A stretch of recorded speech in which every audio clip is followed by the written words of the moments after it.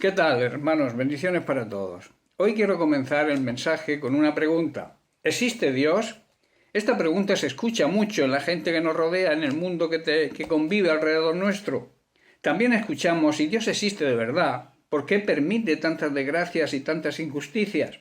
Si hay un Dios de amor, un Dios que todo lo sabe, que todo lo puede, ¿por qué permite tantas tragedias e injusticias como ocurren constantemente en nuestro mundo? ¿Por qué lo permite ese supuesto Dios de amor? Tantos tsunamis, huracanes, terremotos que destruyen ciudades y poblados completos y matan a miles de personas. Actos de terrorismo que ciegan las vidas de gente que nunca se metió con nadie. Grandes plagas, grandes enfermedades, grandes pandemias y tantas cosas más. Cuando nos plantean este tipo de pregunta, ¿cómo contestamos? ¿Cuál es nuestra respuesta? Evidentemente nuestra contestación suele ser que, en primer lugar, esto es un tema que nos afecta y que conocemos y sabemos y somos conscientes que hay una gran preocupación en mucha gente. Tanto es así que la humanidad, el ser humano, desde hace mucho tiempo se plantea las preguntas: ¿ha muerto Dios? ¿Existe Dios de verdad? Muchos países del mundo se están caracterizando por un abandono de manera muy creciente de la fe.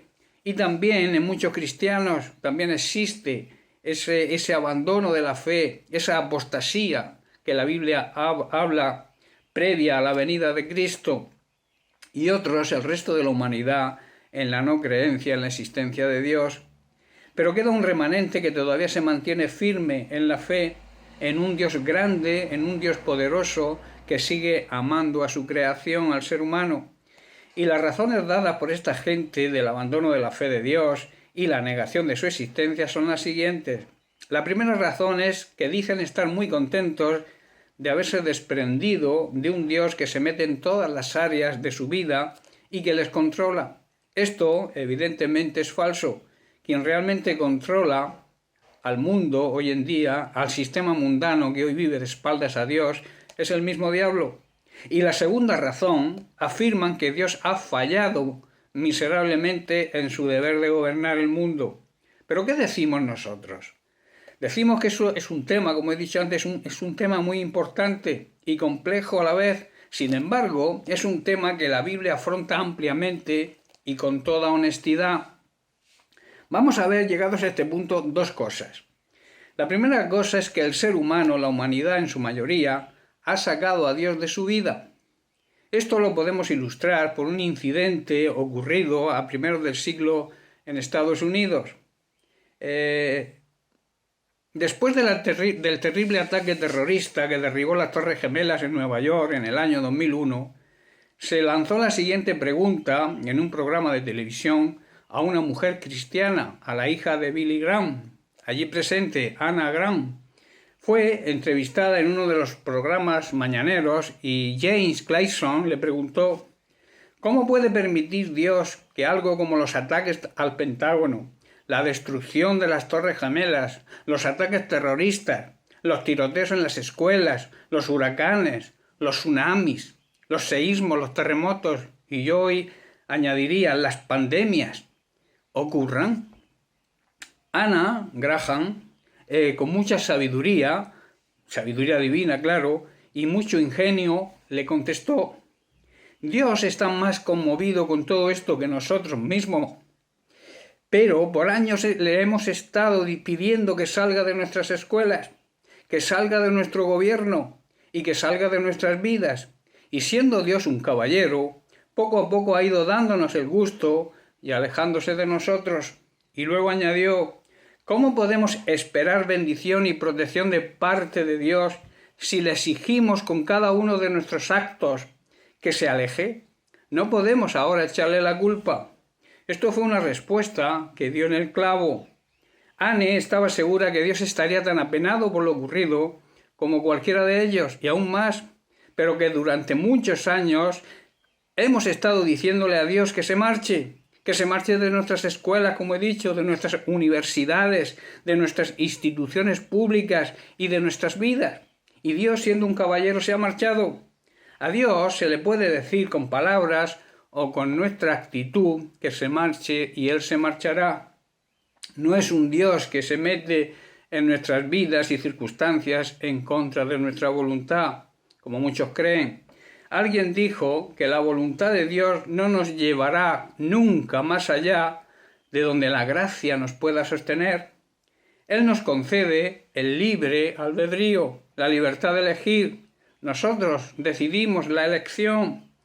En Deuteronomio capítulo 30 leemos un par de versículos. Vamos a leer primero el verso 16 que dice: Porque yo te mando hoy que ames al Señor tu Dios, que andes en sus caminos y guardes, o sea, obedezcas sus mandamientos y sus estatutos y sus decretos, para que vivas y seas multiplicado, y el Señor tu Dios te bendiga en la tierra a la cual entras para tomar posesión de ella. Y luego leemos el verso 19.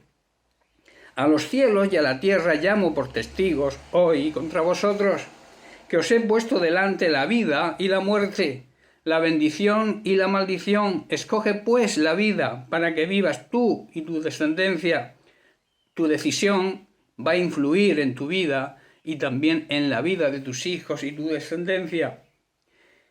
El mismo Dios fue el que dijo en Apocalipsis capítulo 3:20: He aquí yo estoy a la puerta y llamo. Si alguno oyere mi voz y abriere la puerta, entraré a él y cenaré con él y él conmigo. Apocalipsis 3:20. Dios, hermanos, llama a la puerta, llama a tu corazón, pero si no abres, él no entra. La elección, la decisión es nuestra. La decisión es del ser humano.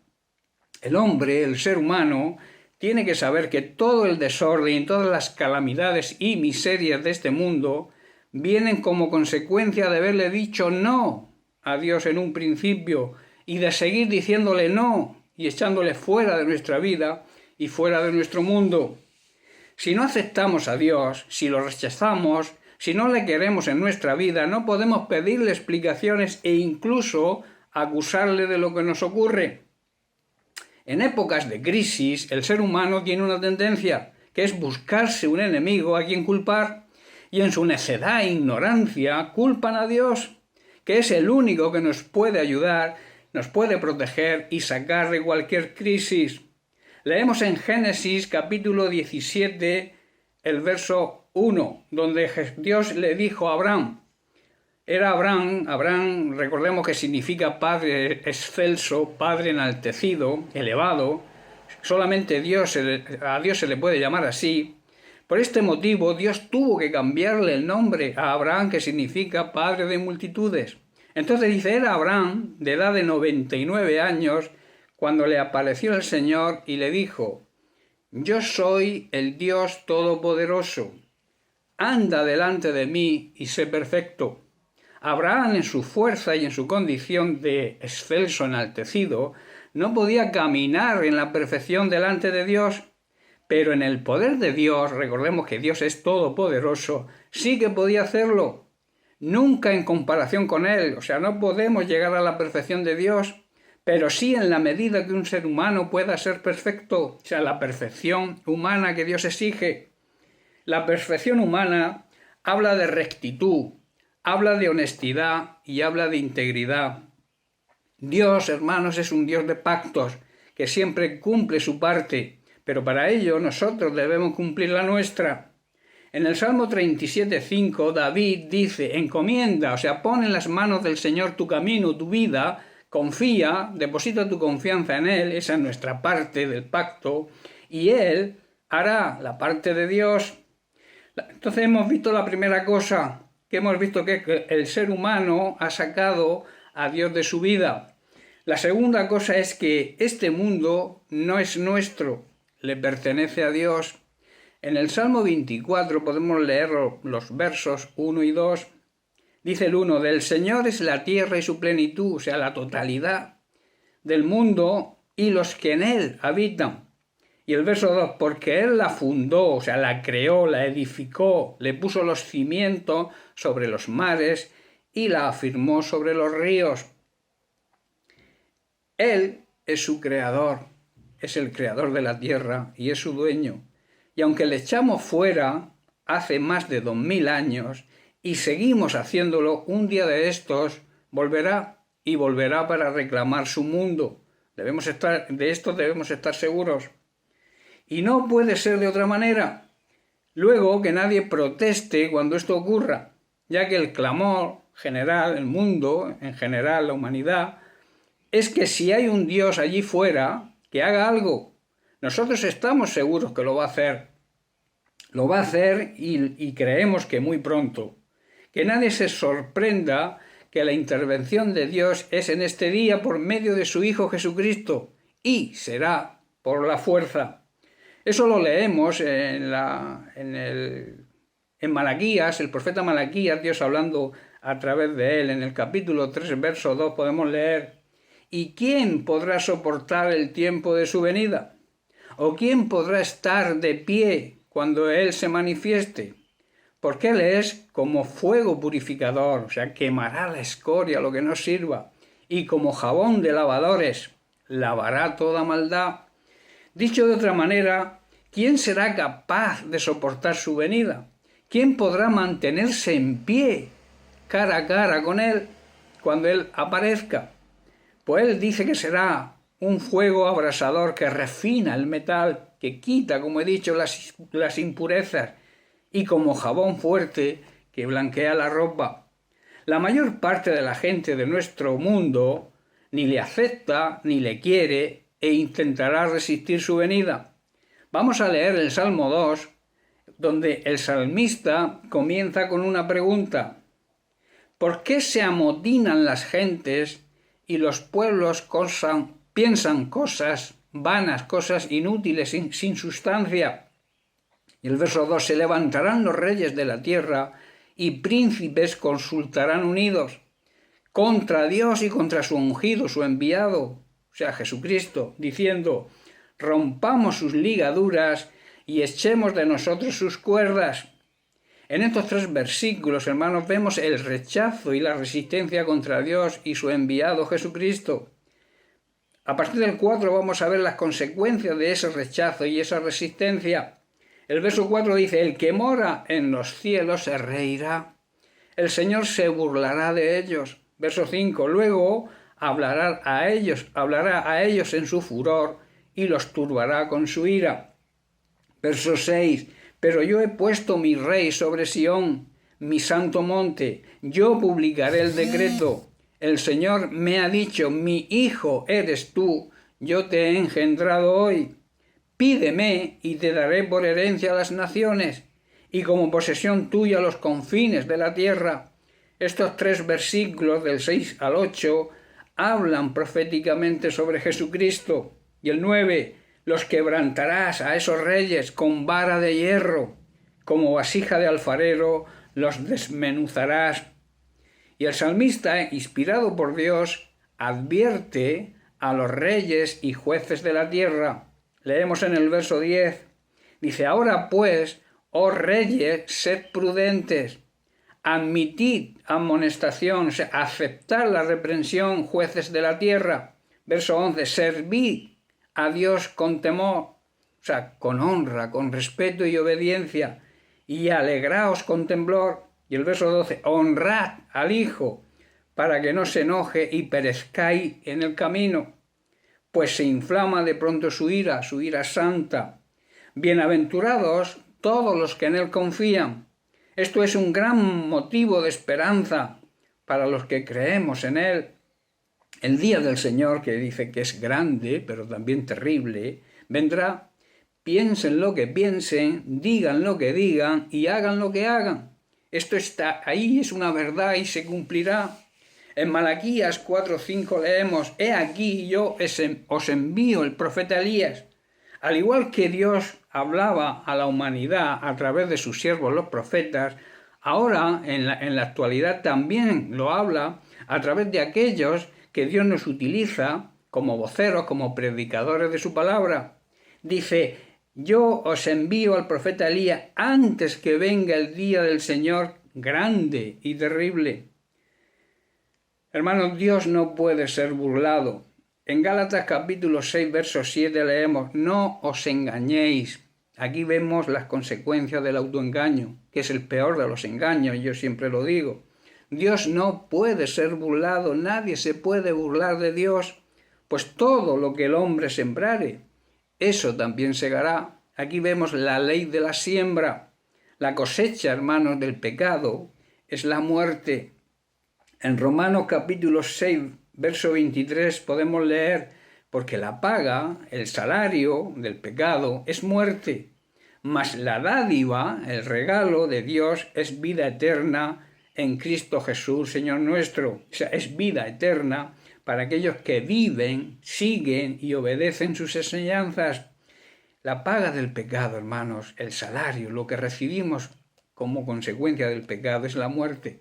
Pero estamos hablando de una muerte física que habla de la separación con Dios, pero de una forma eterna. Esto habla de la muerte eterna, esto habla del infierno.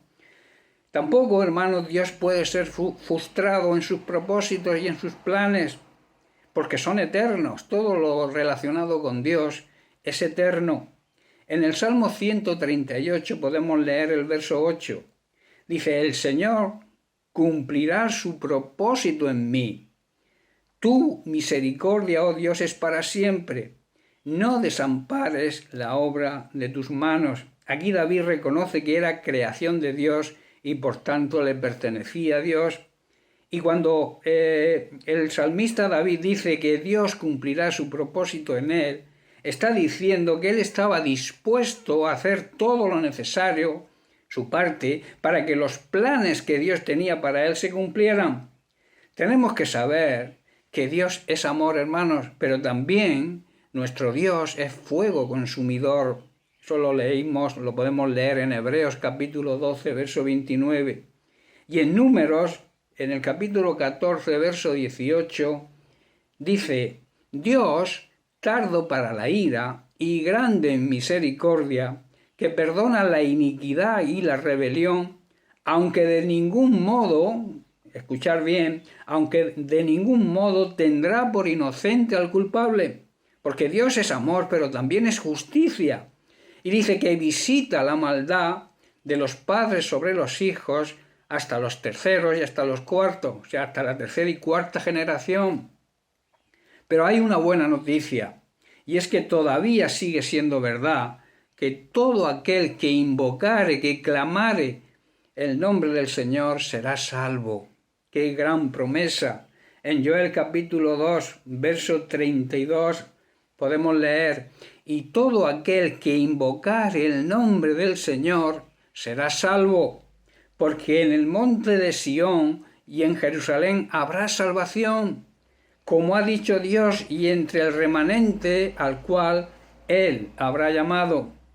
Y en Hechos capítulo 2, verso 21, vemos la confirmación de esta promesa, que dice: y todo aquel que invocare el nombre del Señor será salvo.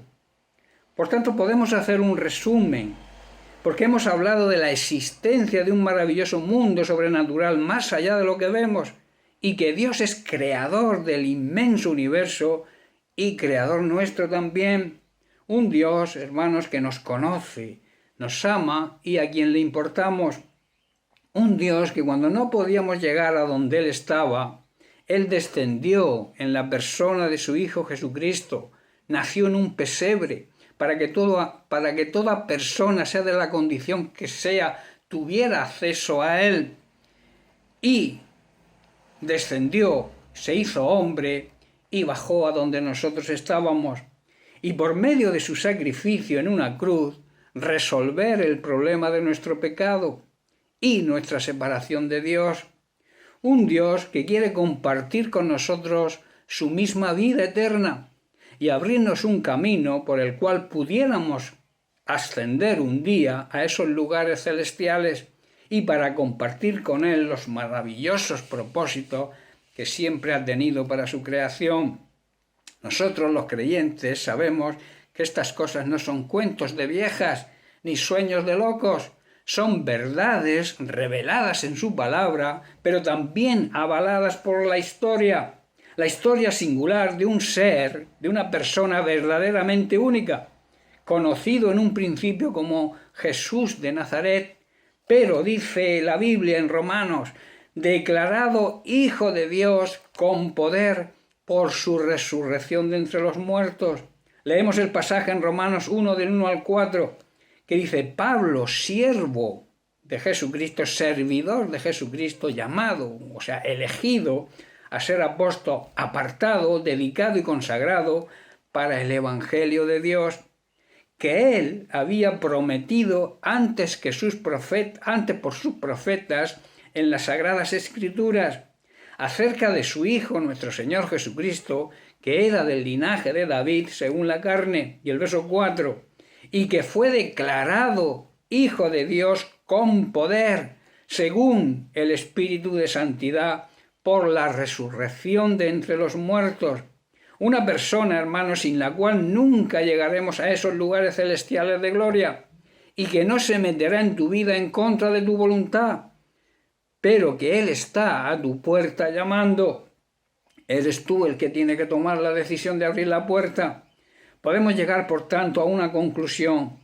¿Cómo se puede responder a esta humanidad, a toda esta serie de preguntas que hemos leído al principio? Nuestra respuesta debe ser que se debe reconocer en primer lugar que el cáncer, la enfermedad del pecado, está en toda la humanidad y que nadie es una excepción.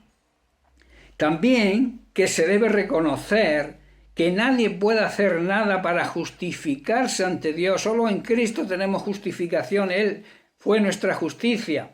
Y a quien se tendrá que dar cuenta un día tendremos que entregar cuentas a Dios. Lo dice Hebreos capítulo 4, verso 13. Y no hay cosa creada que no sea manifiesta en su presencia. Antes bien, todas las cosas están desnudas y abiertas a los ojos de aquel a quien tenemos que dar cuenta.